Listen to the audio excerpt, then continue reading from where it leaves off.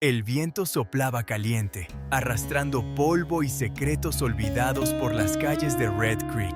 Hacía años que nada perturbaba la monotonía de este pueblo, hasta que la silueta de un jinete solitario apareció en el horizonte. Montaba un imponente caballo negro, y su rostro estaba oculto bajo el ala de un sombrero desgastado. Su llegada no hizo ruido, pero el aire se volvió pesado, presagiando una tormenta inminente. Antes de comenzar, si disfrutas este tipo de contenido, suscríbete para ayudarnos a llegar a más personas que necesitan escuchar este mensaje. Las miradas de los lugareños se clavaban en el forastero mientras avanzaba a paso lento. Cada golpe de herradura contra la tierra seca resonaba como el tic-tac de un reloj que marcaba el fin de una era. Nadie lo reconocía, pero sus ojos, fríos como el hielo, parecían escudriñar el alma de cada persona. Aquel hombre no estaba de paso, había venido buscando algo, o peor aún, a alguien. El jinete desmontó frente al salón, ató su caballo y empujó las puertas batientes. El bullicio se apagó al instante. El tintineo de los vasos y las risas roncas murieron, dejando solo el crujido de sus botas sobre la madera. En la mesa del fondo, Silas, el hombre más rico y temido del pueblo, levantó la vista de su partida de póker. Algo en aquel forastero le provocó un escalofrío. El desconocido caminó hasta la barra, ignorando las miradas hostiles. Pidió un trago con voz áspera, bebió lentamente y antes de darse la vuelta, dejó sobre la madera una moneda negra, chamuscada por el fuego. El cantinero palideció al verla. Silas, desde su mesa, sintió que el corazón le daba un vuelco. Esa moneda pertenecía a un pasado que él mismo se había encargado de enterrar bajo cenizas y sangre. Hace 20 años, Red Creek fue escenario de una masacre despiadada. Una familia entera fue traicionada en la oscuridad de la noche, su casa incendiada y sus tierras robadas para construir el imperio de Silas. Todos creyeron que nadie había escapado de las llamas. Se convirtió en la leyenda más oscura del lugar, un tabú que nadie se atrevía a mencionar por miedo a la ira del poderoso tirano local. El forastero subió a la habitación que acababa de alquilar, dejando atrás un salón sumido en susurros nerviosos. Desde su ventana, observó el pueblo bajo la luz de la luna. Sus ojos se detuvieron en la gran mansión de Silas, construida sobre la colina, dominando el valle. Su rostro no mostraba emoción alguna, pero en su interior ardía un fuego mucho más destructivo que el que arrasó su hogar. A la mañana siguiente, el forastero comenzó a moverse. Su primer objetivo no fue Silas, sino un viejo borracho llamado Tucker, uno de los antiguos pistoleros que encendieron las antorchas aquella fatídica noche. Lo encontró durmiendo la mona en un callejón oscuro, cubierto de mugre y arrepentimiento. El desconocido lo acorraló contra la pared, desenfundando su revólver con una lentitud aterradora, mientras el viejo balbuceaba suplicando por su vida. Pero no hubo disparos. El forastero no buscaba una muerte rápida y piadosa para sus enemigos. En lugar de apretar el gatillo, le susurró unas palabras al oído que hicieron que Tucker se orinara encima. Le dejó una vieja herradura de plata en el bolsillo, otro símbolo de la familia masacrada. Cuando el forastero desapareció entre las sombras, el viejo corrió por las calles gritando que los muertos habían vuelto. El pánico comenzó a extenderse como la pólvora por todo Red Creek. En menos de unas horas, el relato del viejo Tucker había contagiado de paranoia a los demás matones de Silas. Hablaban de fantasmas y maldiciones, de un espectro vengativo que venía a cobrar las deudas del pasado. El miedo paralizaba a hombres que durante décadas se habían creído intocables, demostrando que la culpa es un verdugo implacable. Silas, enfurecido por la cobardía de sus hombres, intentó restaurar el orden. Proclamó a gritos que los fantasmas no existían y que aquel forastero no era más que un charlatán buscando problemas. Pero en la privacidad de su despacho, el temido cacique temblaba. Observaba la moneda chamuscada que el cantinero le había entregado. Sabía perfectamente que solo una persona en el mundo podría tenerla y se suponía que estaba muerta. El sheriff del pueblo, un hombre corrupto que siempre había cerrado los ojos ante los crímenes de Silas, decidió intervenir. Abordó al forastero frente a la tienda de suministros, exigiéndole saber su nombre y sus intenciones. El desconocido lo miró fijamente y con una calma glacial le respondió que solo venía a limpiar la basura acumulada. El sheriff retrocedió, sintiendo el peso de su propia complicidad asfixiándole la garganta. Al mediodía, el forastero sorprendió a todos al dirigirse al banco. Con una bolsa llena de oro puro, compró legalmente las tierras abandonadas en las afueras, exactamente el lugar donde alguna vez estuvo la casa incendiada. La noticia corrió rápidamente. Aquel acto era una declaración de guerra abierta contra Silas, quien reclamaba esas tierras como suyas, aunque jamás hubiera podido legalizarlas por la sangre derramada sobre ellas. Silas no podía permitir semejante provocación. Envió a 3 de sus mejores pistoleros a las viejas ruinas con órdenes claras: asesinar al forastero y enterrarlo donde nadie lo encontrara. Los matones llegaron cabalgando al atardecer, con los rifles listos, esperando encontrar a un hombre acorralado. Pero el lugar estaba en un silencio sepulcral, y las sombras de las vigas quemadas parecían esconder trampas mortales en cada esquina oscura. El forastero ya los estaba esperando. Usando su inteligencia y el conocimiento perfecto del terreno que alguna vez fue su hogar, los cazó uno a uno, sin disparar una sola bala. Cuerdas tensadas, caídas ocultas y emboscadas precisas redujeron a los asesinos a un grupo de hombres aterrados e inmovilizados.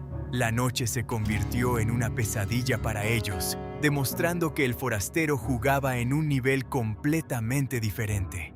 A la mañana siguiente, el pueblo entero amaneció con un espectáculo dantesco en la plaza principal. Los 3 pistoleros estaban atados a un poste, amordazados y cubiertos de polvo. A sus pies había un viejo baúl de madera que todos en el pueblo reconocieron de inmediato.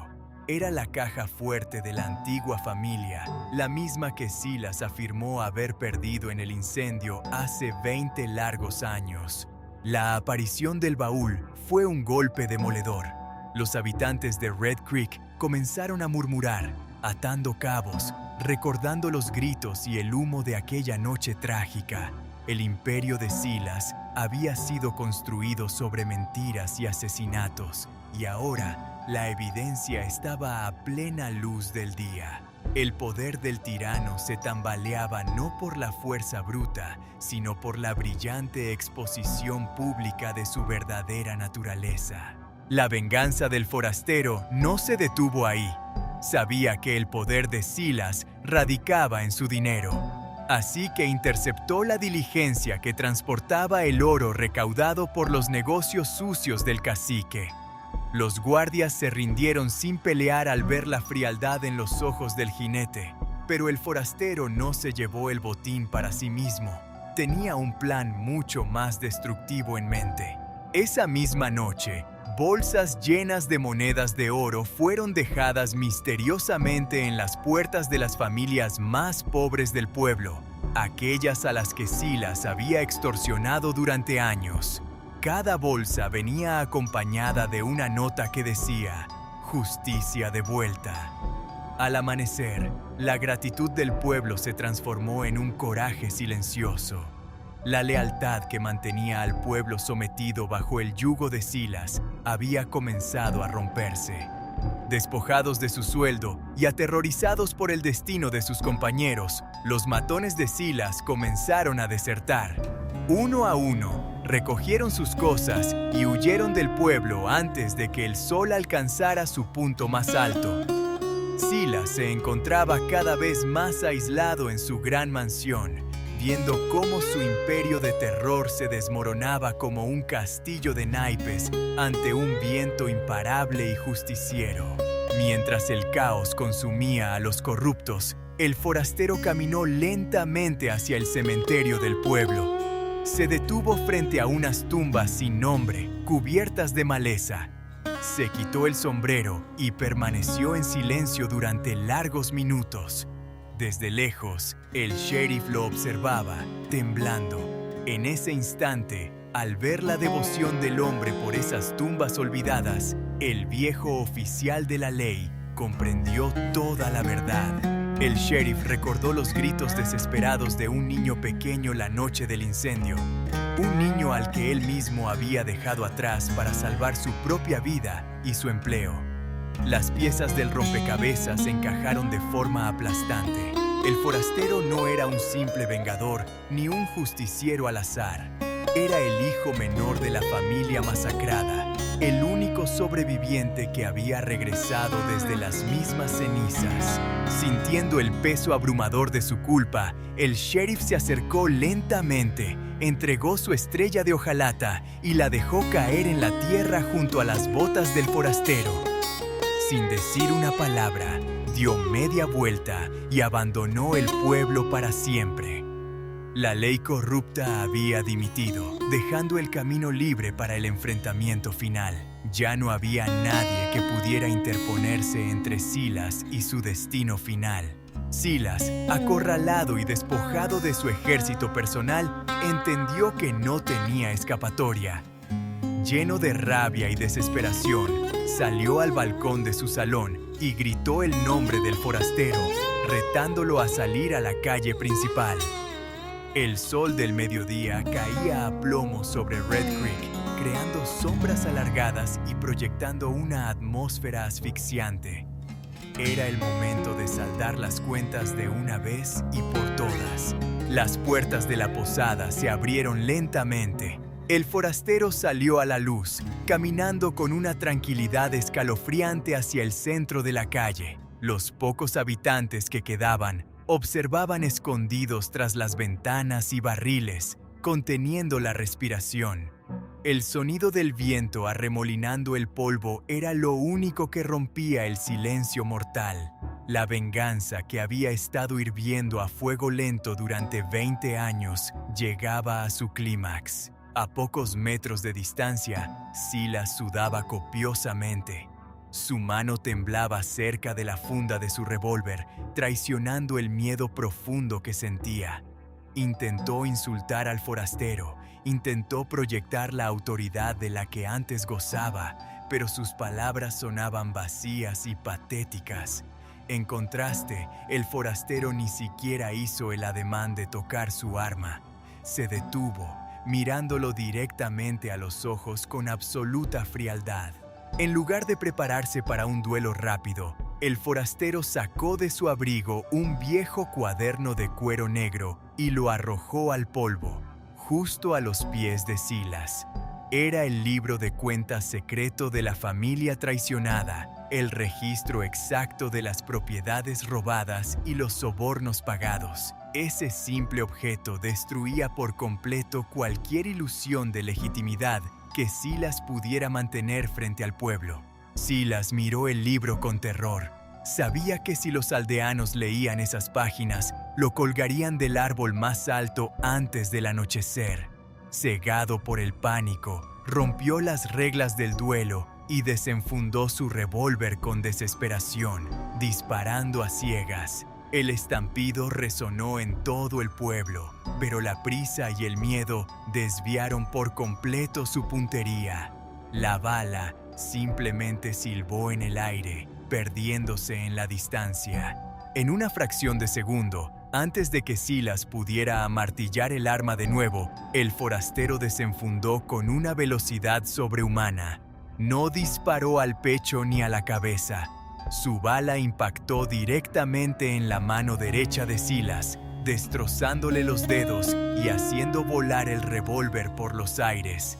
El tirano cayó de rodillas, gritando de dolor en medio del polvo, totalmente humillado y vencido. El forastero se acercó lentamente al hombre caído. Frente a todo el pueblo, se quitó el pañuelo y se desabrochó los primeros botones de la camisa, revelando una terrible cicatriz de quemadura que le cruzaba el cuello y el pecho. Las exclamaciones de asombro resonaron en la calle. Era innegable. El niño que dieron por muerto en el incendio ahora era su juez, su jurado y su verdugo. Pero el forastero no lo remató. Lo dejó allí, sangrando en el polvo, a merced de los habitantes del pueblo que ahora avanzaban furiosos hacia él, con el cuaderno de cuero en sus manos. La verdadera venganza no era la muerte, sino quitarle todo lo que amaba. El solitario jinete montó en su caballo negro y sin mirar atrás abandonó Red Creek, dejando que la justicia divina hiciera su trabajo. Si este video aportó valor a tu vida, por favor suscríbete y compártelo con alguien que necesite escucharlo. Tu apoyo nos ayuda a crear más contenido y llegar a quienes más lo necesitan. Gracias por ser parte de esta comunidad.